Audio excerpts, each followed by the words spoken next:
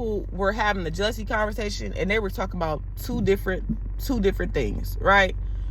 When we talk about everybody have jealousy and we need to make space for that, we're talking about people who are envious, right? We're talking about the emotion, just the experience of the emotion, right?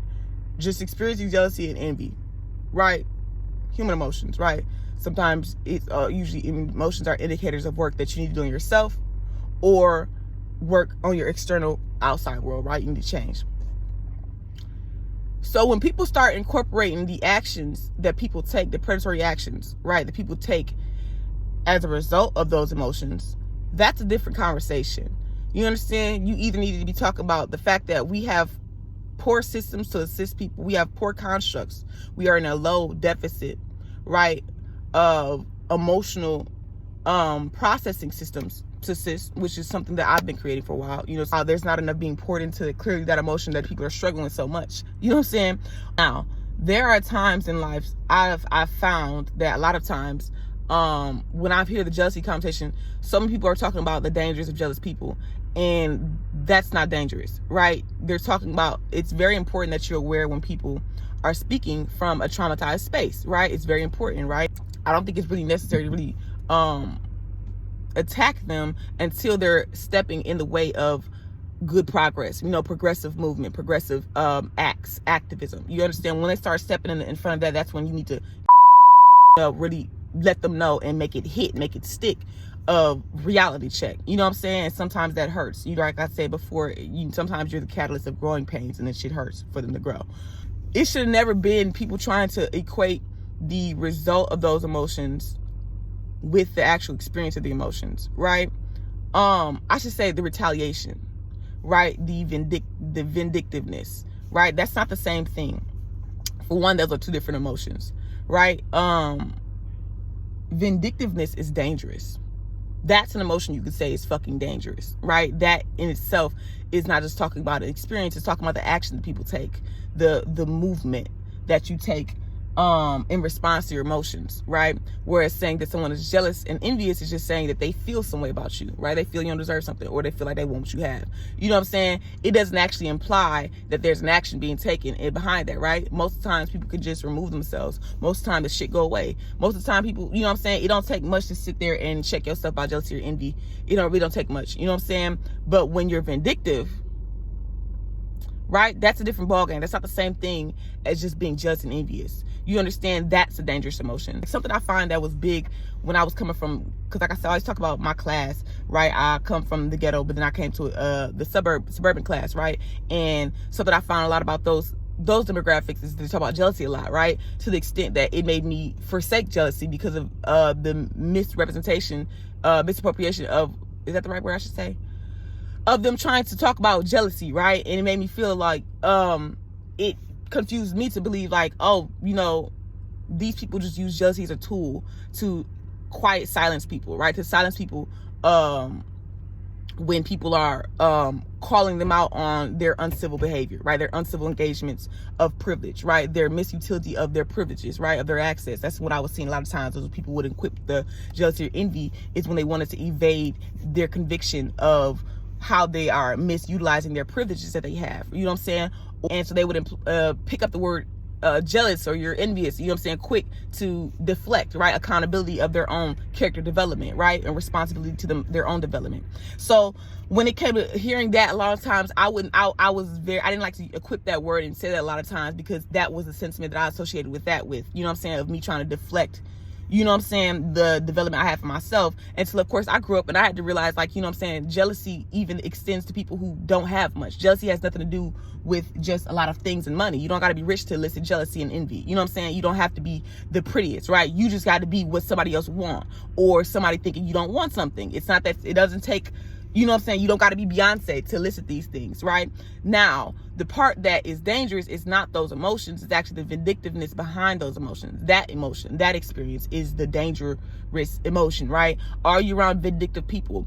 That, I think I said enough, right? Because I can't really elaborate too much more. But basically, that's what's important to acknowledge, right? Because then I seen that. And the reason why I said that story about class as well is because when I was seeing the videos, I seen a lot of that pop back up, and that irks my nerves. Like, I can't stand people who are more fortunate, who are very privileged, try to deflect from their responsibility of their civil responsibility and character development to, try to use people's less fortunateness, right? Their lack to justify or negate, you know what I'm saying, the reality that they may be wrong, or they may be causing harm, or they're the fucking problem, right? A lot of times that's a system that I grew up around. A lot of times is that people didn't want to look at themselves, and if you had less, you were always a problem, right? It didn't matter about me falling short, me being a shitty person. It didn't matter about me, you know what I'm saying, actually needing to look at myself and check myself because I was dead ass wrong how I engaged and used it and was working with this person. What matters is, who the fuck are you, you know what I'm saying, to say anything to me, because you're trash, right? There is no type of intelligence can exist, you know what I'm saying, amongst a demographics who probably are way more developed and equipped, you know what I'm saying, to get through life because of all the things they're forced to deal with, the luxuries that they can't, you know what I'm saying, get access to, that they have to know how to do it themselves, right? Who the fuck are you to know anything? You know what I'm saying? You're just jealous and envious and you want my stuff, you know? There's one thing when you devote yourself to emotions, like myself, like I've made that very clear, you know what I'm saying, that I work on emotions, I study emotions, right? I assist people in working through their emotions, whether they like me or fuck or not, you know what I'm saying? They use my information regardless, they shut the fuck up, you know what I'm saying? Yes, that's what I want to say. So when I would watch the videos online of people talking about their jealous stories, they'd always give the sentiment of like, that they wouldn't acknowledge the vindictiveness, right? They would just talk about the jealousy and the envy. And that kind of let me know, typically to me, that they're one of the people that oftentimes will utilize and equip the projection of envy and jealousy to deflect from their character development or facing themselves of how they are misutilizing their privilege, you know what I'm saying, abusing their privileges to harm, you know, those who are less fortunate or who are in the space of lack, right? They're just vindictive people. That's important to acknowledge, is that people were like, okay, we need to make space where people can actually be honest about that emotion and process that and realize it's not something that's just bad, right? It's okay to be honest about that. It's human. To people disregarding that and just trying to tell people off the bat, be afraid of jealous people and envious people. You know what I'm saying? They're off the bat evil, which is dangerous because, like, once again, you know what I'm saying, you're trying to criminalize, dehumanize human experiences that are not harmful, right? The incorporation of other things are, right? When you come from like a marginalized demographic and people are always trying to debunk what you're saying, always trying to challenge what you're saying, call you a liar, you know what I'm saying, trying some way, and not in the way of them not really believing you, but them understanding that, you know, they gotta stay in power, so you have to be a liar, right? Because if you tell the truth, that means we gotta actually switch some shit around, it's gonna cost, you know what I'm saying? So it's a systematic thing, but it's not always safe to tell the truth. That's what we need to all talk about. It's not safe for everybody to tell the truth. We actually don't have an equal and safe world, right? So when you're telling people to do certain things, you need to also be aware of the constructs of things they have that are probably against them or preying upon them, that they are other things you can't see or aren't aware of, right? That they have to accommodate to their movement and their behavior, right? So with that being said, when it comes to telling the truth, you cannot just tell the truth. You cannot just come out and tell the truth. You need to make sure that you have safety constraints to tell that truth first, right? Because if it's not there, you're endangering yourself with the truth. You need to set up some shit. And that's important. People don't want to talk about that. It's not safe for everybody to tell the truth. It's not. It hasn't been, right? We just in a space where people can tell the truth and be safe about it, right? That's something people don't want to really face. That's trauma that collectively we have to heal from. And it's going to take actual work where we're helping people work through that process and we're acknowledging the harm that was caused. You understand the severity of it, and in all aspects of where it shows up.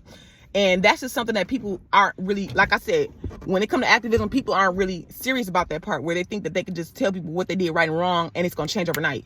Or they can punish people because I told you what's right and wrong and you're not abiding by it. So let me branch you off as bullshit. Like, no, it's work. It's like parenting. You understand? People want to be empowered from their suffering and you need to be empowered from your healing. That's not good power. Right, and we're talking about good and bad power, right? A lot of people are like, I don't care about good and bad. You want to know what good and bad power is, because good is what works and is efficient and not going to give you the most backfires, whereas bad is going to have a lot of shit you got to clean up and the mess and shit. You know what I'm saying? And you would hate to come across somebody with good power, with a lot of good power, to the fact where you're getting obliterated. You know what I'm saying? Where that be your demise. You know what I'm saying? Where you're the person that they have to go against.